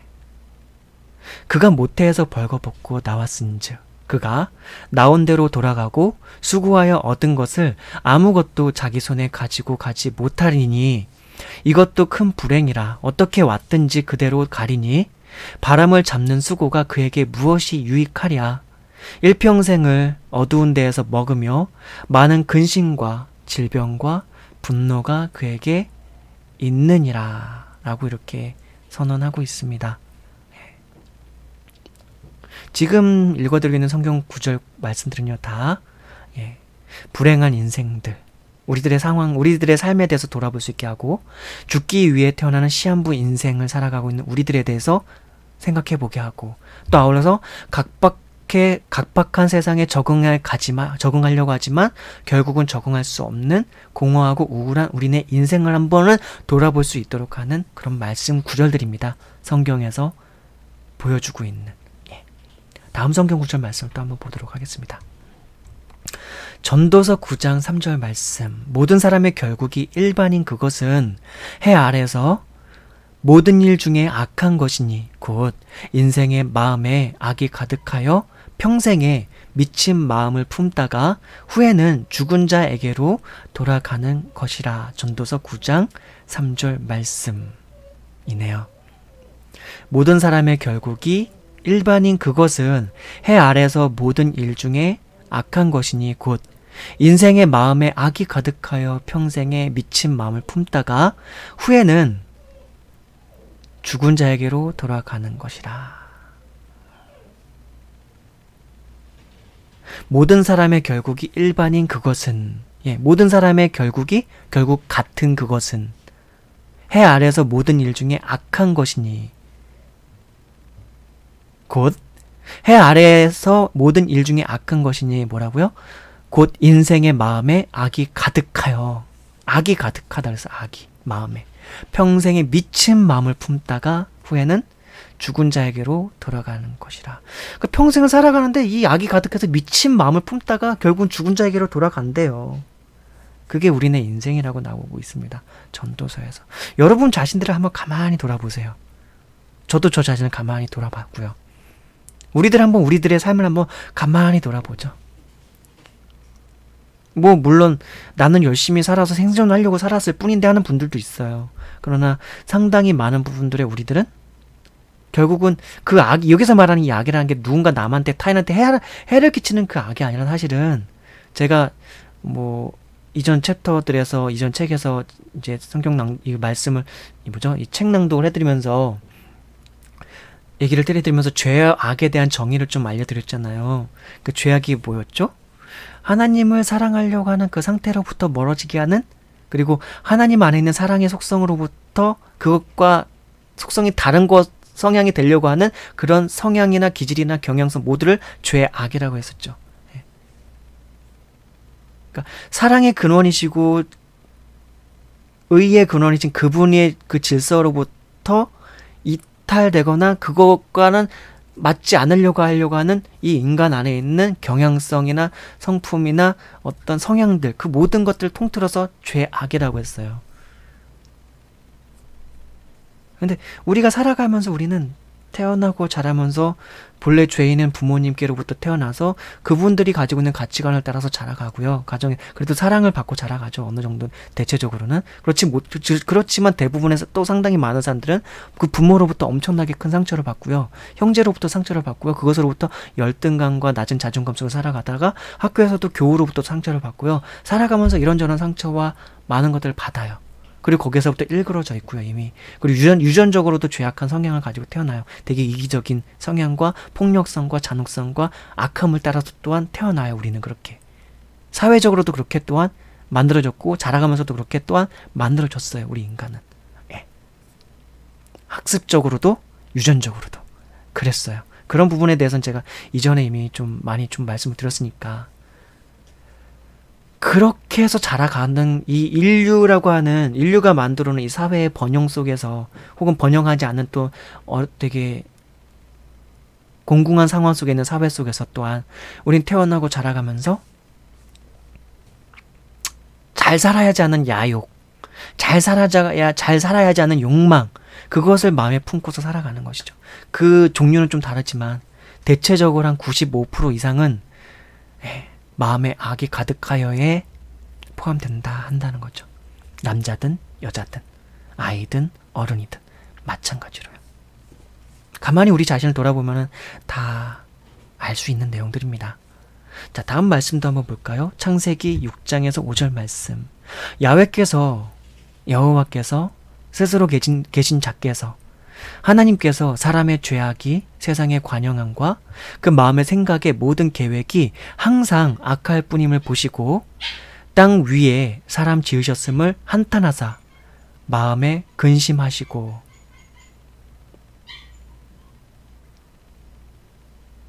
창세기 6장 5절 말씀. 야훼께서 스스로 계신 자께서, 스스로 있는 자께서, 자존자께서, 하나님께서 사람의 죄악이 세상의 관영함과 그 마음의 생각의 모든 계획이 항상 악할 뿐임을 보시고 땅 위에 사람 지으셨음을 한탄하사 마음에 근심하시고. 그리고 결국 이제 노아의 홍수 사건, 대홍수 사건을 하나님께서는 일으키십니다. 그리고 노아의 가족, 온 인류 중에서 아주 유일한 몇 명만 남겨놓고는 다 죽음으로 심판하시죠. 그게 창세기 6장에서 나오는 내용입니다. 6장, 7장에서 나오는 내용이죠. 네, 다음 성경 구절 말씀도 읽어볼게요. 이거는 한 2번만 읽어드리고 바로 다음 구절로 넘어갈게요. 내용이 되게 많은 내용이 나와 있고, 그렇기 때문에 한번 느껴보셨으면 좋겠어요. 느껴보셨으면 우리 인류가 어떠한 상황에 처해져 있는지. 이사야서 59장 2절에서 15절 말씀. 이사야서 59장 2절에서 15절 말씀. 이사야서 59장 2절에서 15절 말씀. 오직 너희 죄악이 너희와 너희 하나님 사이를 내었고 너희 죄가 그 얼굴을 가리워서 너희를 듣지 않으시게 함이니 이는 너희 손이 피해 너희 손가락이 죄악에 더러웠으며 너희 입술은 거짓을 말하며 너희 혀는 악독을 바람이라. 공의대로 소송하는 자도 없고 진리대로 판결하는 자도 없으며 허망한 것을 의뢰하며 거짓을 말하며 잔해를 잉태하여 죄악을 생산하며 독사의 알을 품으며 거미줄을 짜나니 그 알을 먹는 자는 죽을 것이요 그 알이 밟힌즉 터져서 독사가 나올 것이라. 그 짠 것으로는 옷을 잃을 수 없을 것이요 그 행위로는 자기를 가리울 수 없을 것이며 그 행위는 죄악의 행위라. 그 손에는 강포한 행습이 있으며 그 발은 행악하게 빠르고 무죄한 피를 흘리기에 신속하며 그 사상은 죄악의 사상이라. 황폐와 파멸이 그 길에 끼쳐졌으며 그들은 평강의 길을 알지 못하며 그들의 행하는 곳에는 공의가 없으며 굽은 길을 스스로 만드나니 무릇 이 길을 밟는 자는 평강을 알지 못하느니라. 그러므로 공평이 우리에게서 멀고 의가 우리에게 미치지 못한즉 우리가 빛을 바라나 어두운 뿐이요 밝은 것을 바라나 캄캄한 가운데 행함으로 우리가 소경같이 담을 더듬으며 눈 없는 자같이 두루 더듬으며 낮에도 황혼때같이 넘어지나니 우리는 강장한 자 중에서도 죽은 자 같은지라. 우리가 곰같이 부르짖으며 비둘기같이 슬피 울며 공평을 바라나 없고 구원을 바라나 우리에게서 멀도다. 대저 우리의 허물이 주의 앞에 심히 많으며 우리의 죄가 우리를 쳐서 증거하오니 이는 우리의 허물이 우리와 함께 있음이라. 우리의 죄악을 우리가 아나이다. 우리가 야훼 여호와 자존자를 배반하고 인정치 아니하며 우리 하나님을 쫓는 데서 돌이켜 포악과 패역을 말하며 거짓말을 마음에 잉태하여 발하니 공평이 뒤로 물리침이 되고 의가 멀리 섰으며 성실이 거리에 엎드러지고 정직이 들어가지 못하는도다. 성실이 없어짐으로 악을 떠나는 자가 탈취를 당하는도다. 야훼 여호와께서 이를 감찰하시고 그 공평이 없은 것을 기뻐 아니하시고. 이사야서 59장 2절에서 15절 말씀입니다.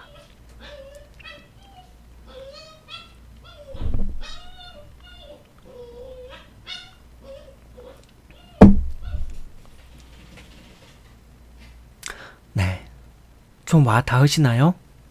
우리가 얼마나 죄악한지, 세상에 있는 우리 인류라고 하는 사람들이 얼마나 죄악하게 살아왔는지. 이사야서 성경 말씀은 자그마치 지금으로부터 적어도 2500년 전 이전에 쓰여졌던 2500년 전 이전에 기록됐던 또한 선언되었었던 하나님의 말씀이거든요. 이렇게 기록되어 있습니다. 한 번만 더 읽어드리고 바로 다음 구절로 갈게요. 우리가 얼마나 악하고 하나님 앞에서 죄악한 존재인지, 또한 세상에 있는 많은 우리들은 얼마나 악하고 죄악한지 다시 한번 깊이 좀 느끼셨으면 좋겠고요.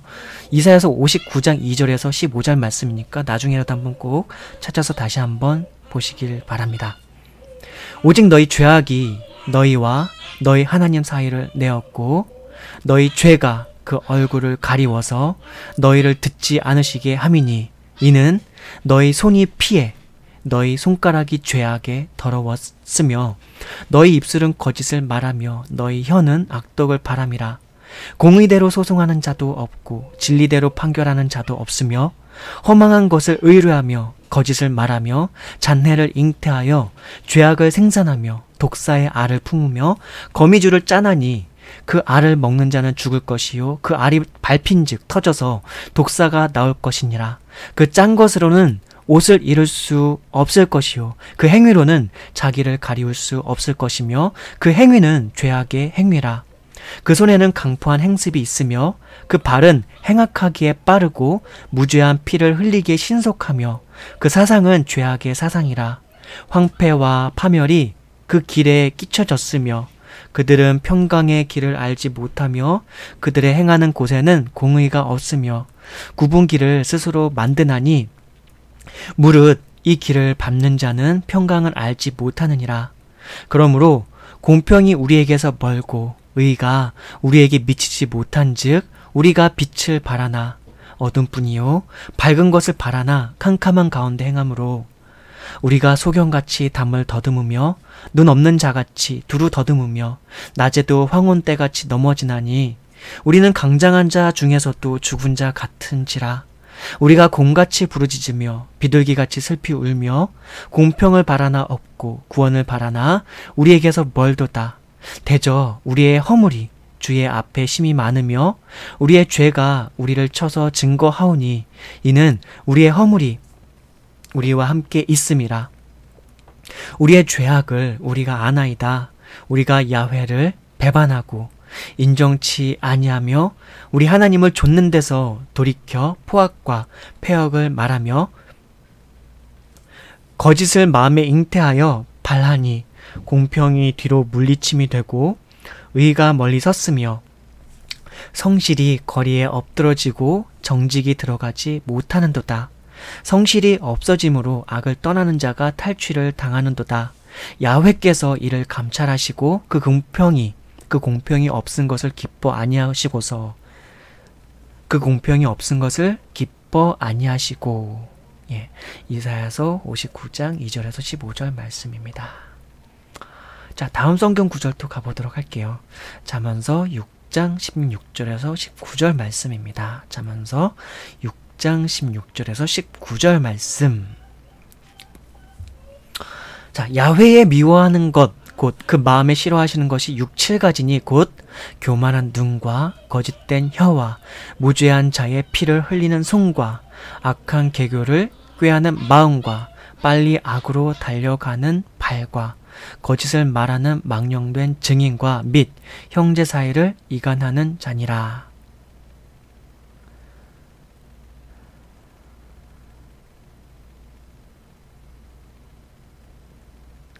네. 제가 이 성경 말씀을 첨부한 거는요, 잠언서 6장 16절에서 19절 말씀인데요.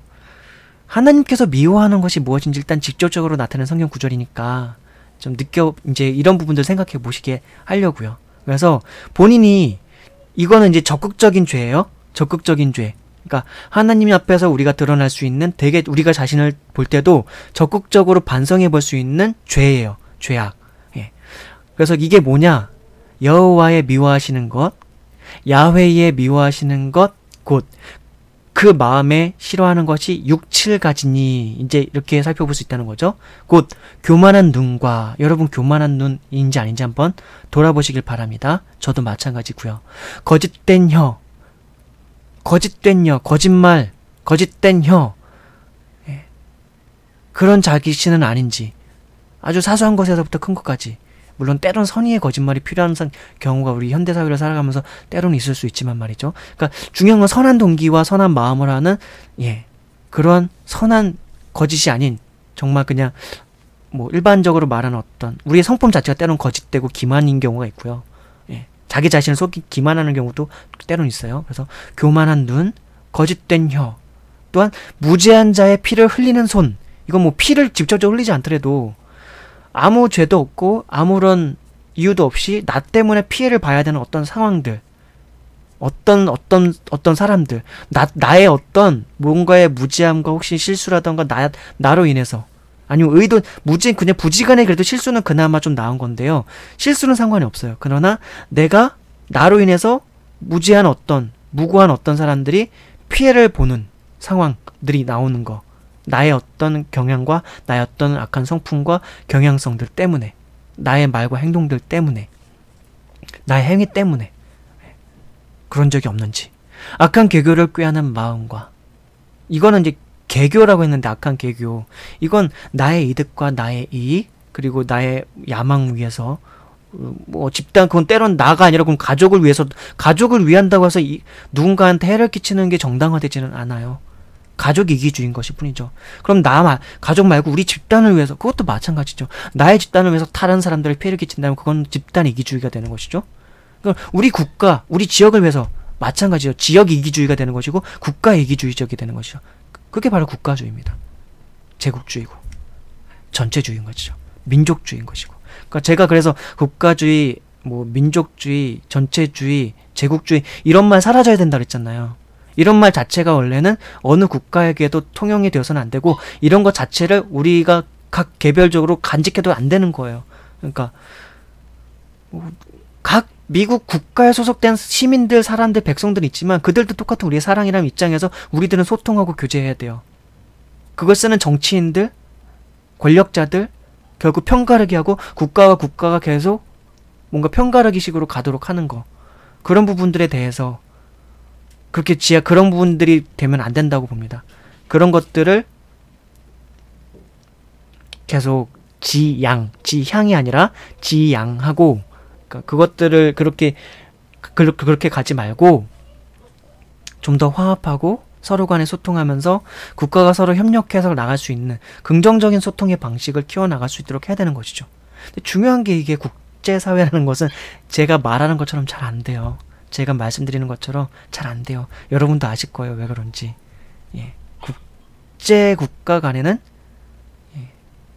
힘에 의해서 결국은 우열이 좌우되니까. 근데 중요한 건 그 힘을 가진 그 강대국 몇 국가들이 제가 말하는 이런 방식으로 소통하고 갈 수 있다면 좋을 것 같은데요.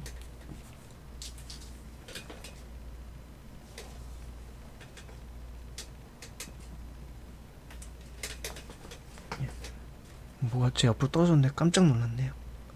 벌레인 줄 알고 이제 벌레인 줄 알았지, 벌레인 줄 알 뻔했지만 제가 소리는 안 질렀어요. 어머머 이렇게는. 예. 그 몇몇 강대국들의 통치자들과 그 강대국의 권력을 가진 사람들이 마음을 바꿔먹을 수 있다면 긍정적인 국가 교류와 긍정적인 소통의 교류를 할 수 있도록 서로 간에 협력할 부분과 손해를 봐야 될 부분들, 그런 부분들을 환경적인 부분부터 인권적인 측면 부분까지 다 아울러서 경제적인 부분들과 복지적인 혜택이 좀 더 많이 필요한, 배려가 많이 필요한 그런 부분들까지도 아울러 살 수 있다면 세계 평화가 어디 먼 얘기겠습니까? 그쵸? 예. 그렇게 될 수 있도록 우리가 기도해야 될 것 같아요. 우리가 그렇게 기도해야 될 것 같습니다. 잠시만요. 저희 강아지들 왜 저런지 좀 보고 올게요.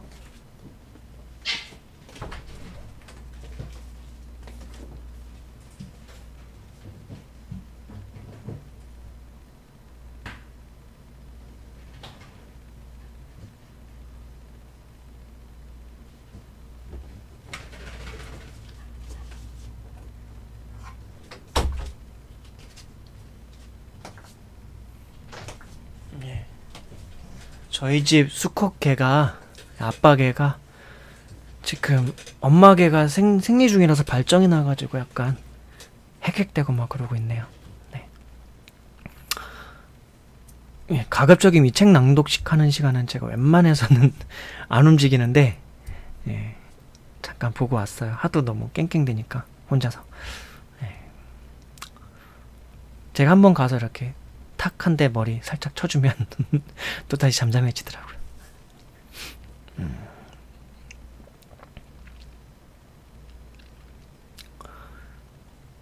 자, 그래서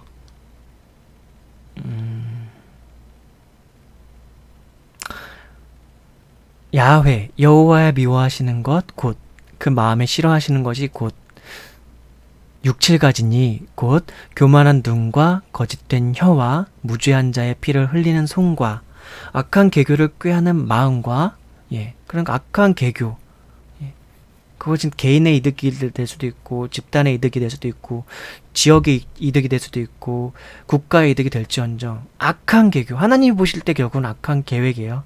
하나님께서 보실 때 악한 계획이에요. 그런 거 하나님께서 미워하신다는 거죠.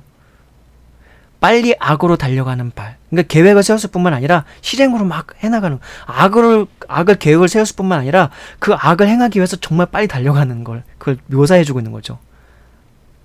또 그것뿐만 아니에요. 이제 그 다음에 나오는 게 거짓을 말하는 망령된 증인이라고 있어요. 그러니까 증인은 원래 참된 것만을 증언해야 되는 거잖아요. 재판 용어잖아요. 재판 용어. 그렇죠? 뭐 피고, 피의자, 뭐 그런 말들이 있는데, 그 사람들이 범죄 혐의와 관련해가지고 참된 증언을 해야 되는데 어떤 이득과 관련해가지고, 그러니까 거짓을 말하는 망령된 증인, 그러니까 허언하고 거짓되게 망령되게 증인하는 거죠. 예. 그러니까 거짓말하는 거예요. 그렇죠? 아까 거짓된 혀라고 해서 일반적인 거짓된 말이라고 한다면 이건 법률 용어랑 비슷하게 개념이 들어가 있는 것 같아요. 거짓을 말하는 망령된 증인과 및, 그 다음에 뭐라고요? 형제 사이를 이간하는 자니라. 이 형제 사이뿐만 이간하는 것뿐만 아니라 이웃 간에도, 예, 이간하는 걸 말하는 것이죠. 예.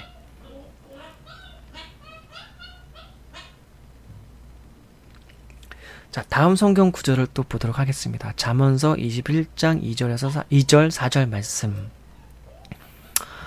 자, 하나님께서 보시기에 또 악한 것이 무엇인지 있는지를 한번 또 보여드리는 말씀입니다. 사람의 행위가 자기 보기에는 모두 정직하여도 야훼는 심령을 감찰하시느니라. 눈이 높은 것과 마음이 교만한 것과 악인의 형통한 것은 다 죄니라. 하나님께서 보시는 죄가 다 이렇다는 거예요. 이것도 적극적인 죄에 해당하는 거죠. 눈이 높은 것, 교만한 마음이죠.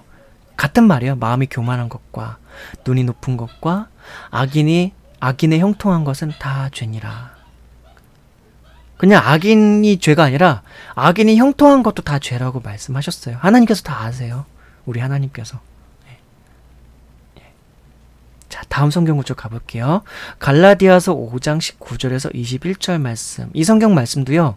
죄가 무엇인지 악이 무엇인지 성경이 선언하고 있는 바 적극적인 죄들이에요.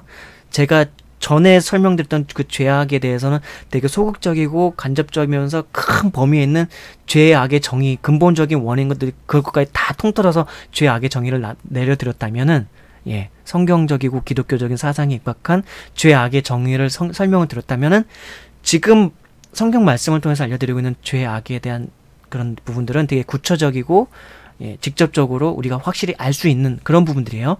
갈라디아서 5장 19절에서 21절 말씀인데요. 육체의 일은 현저하니 곧 음행과 더러운 것과 호색과 우상 숭배와 술수와 원수를 맺는 것과 분쟁과 시기와 분냉과 당짓는 것과 불리함과 이단과 투기와 술취함과 방탕함과 또 그와 같은 것들이라. 전에 너희에게 경계한 것 같이 경계하노니 이런 일을 하는 자는 하나님의 나라를 유업으로 받지 못할 것이요. 갈라디아서 5장 19절에서 21절 말씀입니다. 갈라디아서 5장 19절에서 21절 말씀. 자, 육체의 일은 현저하니 곧 이 육체의 일은 현저하니 뭐라고요? 곧 음행과 더러운 것과 더러운 것 그냥 통틀어서 그냥 막 몸이 더러운 거 그런 거 얘기하는 게 아니에요. 통틀어서 막 사람들이 흔히 알 수 있을 만한 범죄 행위라던가 나쁜 행위들 있잖아요. 그걸 다 통틀어서 그냥 더러운 것이라고 표현한 거예요. 그래서 육체의 일은 현저하니 곧 더러운 것과 음행과 호색과 색을 탐하는 거죠. 우상 숭배와 술수와 원수를 맺는 것과 아까 술수라는 건 제가 설명드린 것과 비슷한 맥락인데 자신의 이득, 나의 이득, 가족의 이득, 지역의 이득, 집단의 이득, 국가의 이득 그런 것들을 위한 계획과 그런 악한 계교랑 관련이 있는 거죠. 술수와 원수 맺는 것과 또 뭐라고요? 분쟁과 시기와 분냄은 이제 노함, 화내는 거랑 비슷한 거예요. 분냄과 당짓는 것과 불리함과 이단과 투기와 술취함과 방탕함과 또 그와 같은 것들이라. 전에 너희에게 경계한 것 같이 경계하노니 이런 일을 하는 자들은 하나님의 나라를 유업으로 받지 못할 것이요. 하나님의 나라를 유업으로 받지 못할 거라고요. 이런 것들을 행하는 자들은. 갈라디아서 5장 19절에서 21절 말씀입니다. 근데 우리의 인류가 이런 상황에 처해있지 않나요? 여러분들은 어떤가요? 이 중에 하나라도 됐으면 그런 인류에 포함되어 있는 건데요. 어떤가요? 우리는 어떤가요? 갈라디아서 5장 19절에서 21절 말씀이었습니다. 자, 또 인간의 상태가 어떻게 묘사가 되어 있는지 한번 또 볼게요. 에베소서 4장 18절 말씀. 저희 총명이 어두워지고 저희 가운데 있는 무지함과 저희 마음이 굳어짐으로 말미암아 하나님의 생명에서 떠나 있도다 라고 인간을 묘사하고 있습니다. 인류를 그렇게 묘사하고 있어요. 우리는 그렇게 처해져 있습니다. 저희 총명이 어두워지고 저희 가운데 무지함과 저희 마음이 굳어짐으로 말미암아 하나님의 생명에서 떠나 있도다 라고 이렇게 묘사가 되어 있어요. 그게 우리의 상황, 우리의 현 주소입니다. 인류가 처해져 있는 상태인 거죠. 자, 그리고 또 다른 성경 말씀에서 우리의 상태, 인간의 상태를 어떻게 묘사하고 있을까요? 어떻게 표현하고 있을까요? 로마서 3장 9절에서 19절 말씀. 그러면 어떠하뇨? 우리는 나으뇨? 결코 아니라. 유대인이나 헬라인이나 다 죄 아래 있다고 우리가 이미 선언하였느니라.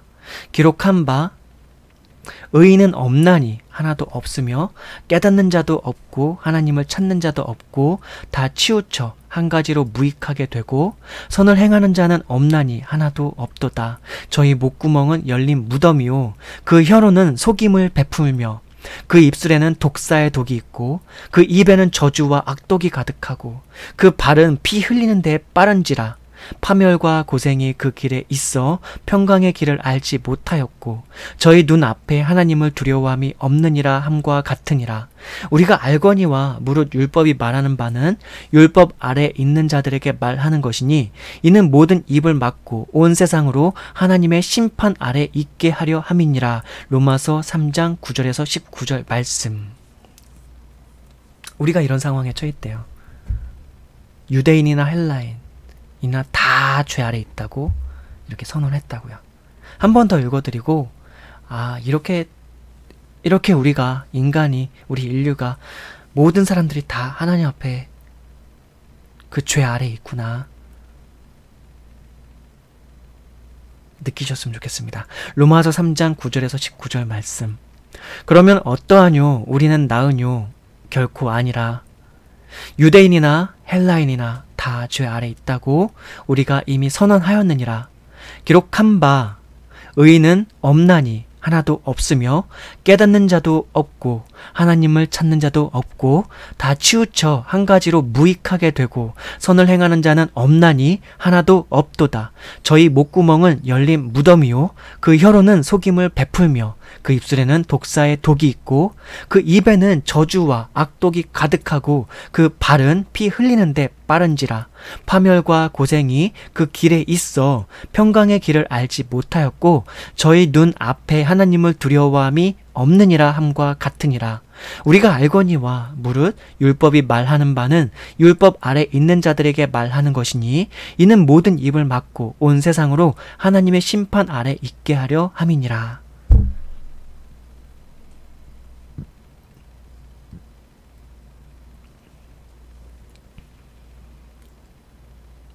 네, 그리고 다음 성경 구절 말씀 또 한번 읽고 생각해 보도록 하겠습니다. 이번에는 악인에 대해서 묘사가 나오고 있어요. 그 죄악한 인간, 악인에 대해서 뭐라고 나와 있냐면요. 이렇게 나와 있습니다. 시편 10장 3절에서 11절 말씀. 시편 10장 3절에서 11절 말씀. 악인은 그 마음의 소욕을 자랑하며 탐리하는 자는 야훼를 배반하여 멸시하나이다. 악인은 그 교만한 얼굴로 말하기를 야훼께서 이를 감찰치 아니하신다 하며 그 모든 사상에 하나님이 없다 하나이다. 저의 길은 언제든지 견고하고 주의 심판은 높아서 저의 알력이 미치지 못하오며 저는 그 모든 대적을 멸시하며 그 마음에 이르기를 나는 요동치 아니하며 대대로 환난을 당치 아니하리라 하나이다. 그 입에는 저주와 괴율과 포악이 충만하며 혀 밑에는 잔해와 죄악이 있나이다. 저가 향촌 유벽한 곳에 앉으며 그 은밀한 곳에서 무죄한 자를 죽이며 그 눈은 외로운 자를 엿보나이다. 사자가 그 구렬에 엎드림같이 저가 은밀한 곳에 엎드려 가련한 자를 잡으려고 기다리며 자기 그물을 끌어 가련한 자를 잡나이다. 저가 굽으려 엎드리니 그 강포로 인하여 외로운 자가 넘어지나이다. 저의 마음에 이르기를 하나님이 잊으셨고 그 얼굴을 가리우셨으니 영원히 보지 아니하시리라 하나이다. 시편 10장 3절에서 11절 말씀. 악인이 이렇게 묘사가 되어 있어요. 한 번 더 읽어드리고 다음 구절로 가도록 하겠습니다. 본인이 이런 모습은 아닌지 한번 돌아보시고 또한 우리 주위의 사람들은 어떠한지 돌아보고 만약 그런 사람들이 있고 우리 세상에 그런 사람들이 많다면 우린 그들을 위해서 기도해야 합니다. 그것이 우리가 사실은 기독교인으로서 세상 속에서 가장 잘할 수 있는 것 중에 하나예요. 직접 복음을 전하기도 사실 쉽지 않죠. 또 그들한테 뭔가 물질적으로 돕는 것도 그렇게 쉬운 일은 아니에요. 물질적으로 돕는다고 해서 그들이 변화가 되는 건 아니잖아요. 그렇죠? 그러니까 가장 먼저 할 수 있는 것 중에 하나는 우리가 그들을 위해서 기도하는 것입니다. 사랑하는 마음을 갖고요. 사랑하는 마음을. 사랑 없이 기도하는 것은 그냥 울리는 꽹과리처럼 아무 의미 없는 소리가 되는 거랑 비슷합니다. 자, 시편 10장 3절에서 11절 말씀. 악인은 그 마음의 소욕을 자랑하며 탐리하는 자는 야훼를 배반하여 멸시하나이다. 악인은 그 교만한 얼굴로 말하기를 야훼께서 이를 감찰치 아니하신다 하며 그 모든 사상에 하나님이 없다 하나이다. 저의 길은 언제든지 견고하고 주의 심판은 높아서 저의 알력이 미치지 못하오며 저는 그 모든 대적을 멸시하며 그 마음에 이르기를 나는 유동치 아니하며 대대로 환난을 당치 아니하리라 하나이다. 그 입에는 저주와 괴율과 포악이 충만하며 혀 밑에는 잔해와 죄악이 있나이다. 저가 향초원 유벽한 곳에 앉으며 그 은밀한 곳에서 무죄한 자를 죽이며 그 눈은 외로운 자를 엿보나이다. 사자가 그 구렬에 엎드림같이 저가 은밀한 곳에 엎드려 가련한 자를 잡으려고 기다리며 자기 그물을 끌어 가련한 자를 잡나이다. 저가 굽으려 엎드리니 그 강포로 인하여 외로운 자가 넘어지나이다. 저의 마음에 이르기를 하나님이 잊으셨고 그 얼굴을 가리우셨으니 영원히 보지 아니하시리라 하나이다. 시편 10장 3절에서 11절 말씀이었습니다. 시편 10장 3절에서 11절 말씀이요. 시편 10장 3절에서 11절 말씀이었습니다. 자, 또 악인에 대해서 또 이렇게 얘기하고 있어요. 시편 36장 1절에서 4절 말씀. 한번 악인의 모습에 대해서 한번 생각해 보셨으면 좋겠습니다. 악인의 죄열이 내 마음에 이르기를 그 목전에는 하나님을 두려워함이 없다 하니 하나님을 두려워하지 않는다. 저가 스스로 자긍하기를 자기 죄악이 드러나지 아니하고 미워함을 받지도 아니하리라 하미로다. 그 입의 말은 죄악과 괴율이라 지혜와 선행을 그쳤도다. 저는 그 침상에서 죄악을 꾀하며 스스로 불선한 길에 서고 악을 싫어하지 아니하는도다. 시편 36장 1절에서 4절 말씀이에요. 한 번 더 읽어드릴게요. 악인의 죄열이 내 마음에 이르기를 그 목전에는 하나님을 두려워함이 없다 하니 저가 스스로 자긍하기를 자기 죄악이 드러나지 아니하고 미워함을 받지도 아니하리라 하미로다. 그 입의 말은 죄악과 괴율이라 지혜와 선행을 그쳤도다. 저는 그 침상에서 죄악을 꾀하며 스스로 불선한 길에 서고 악을 싫어하지 아니하는도다. 시편 36장 1절에서 4절 말씀. 악인이 어떻다고요? 일단 그 목전에서 하나님을 두려워하지 않는다.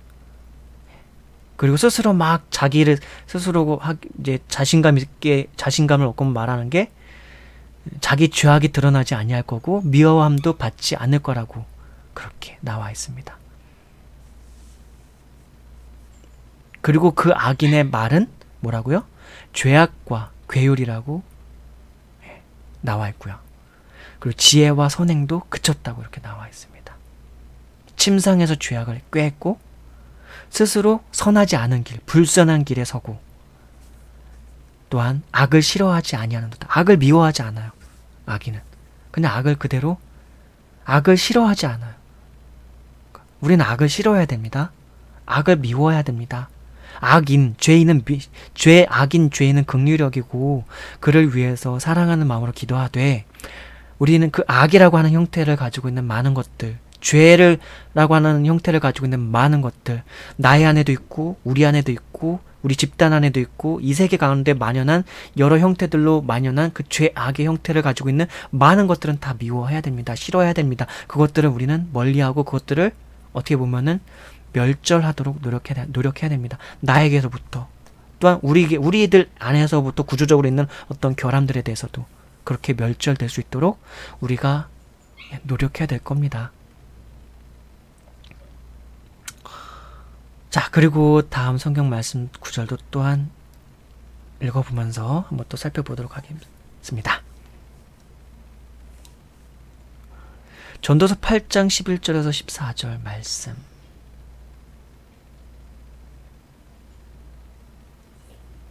전도서 8장 11절에서 14절 말씀. 악한 일에 징벌이 속히 실행되지 않으므로 인생들이 악을 행하기에 마음이 담대하도다.